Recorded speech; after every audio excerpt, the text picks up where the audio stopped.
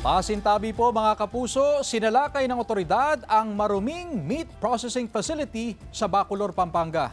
Nangangamoy na rin ang nasa 4.5 million pesos na imported na karne. Nakatutok si Glam Caligdan Dizon. Kasama ang mga tauhan ng Food and Drug Administration at National Meat Inspection Service, sinalakay ng Regional Special Operations Group ng PNP Region 3 ang meat processing facility na ito sa Bacolor, Pampanga nitong Huwebes. Agaw pansin ang nangangamoy ng mga imported na karne na nagkakahalaga ng 4.5 million pesos. More or less 40 tons ng mga meat product. Galing ng Brazil, may galing ng India, and some part of Asia.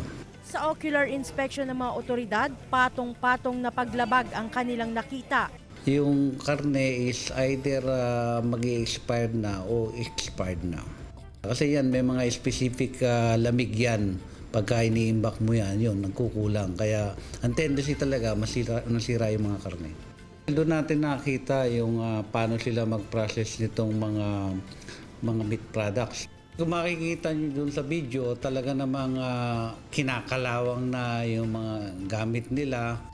Nakakalungkot na may nakita pa rin tayong mga daga.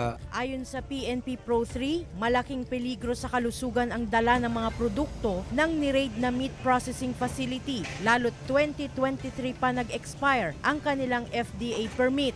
Sinisikap pa naming makuna ng pahayag ang dalawang inaresto, kabilang ang may-ari ng pasilidad na nahaharap sa reklamong paglabag sa FDA Act at Consumer Act. Nakatakdang sirain ng tone-toneladang hot meat sa oras na maglabas ng utos ang korte. Maging mapanuri tayo dun sa mga binibili natin.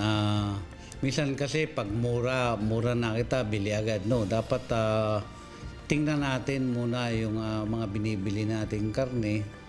At bilhin lang natin yung talagang alam natin na talagang mga otorisado o mga pumasa sa standard. Glam Caligdan Dizon, One North Central Luzon.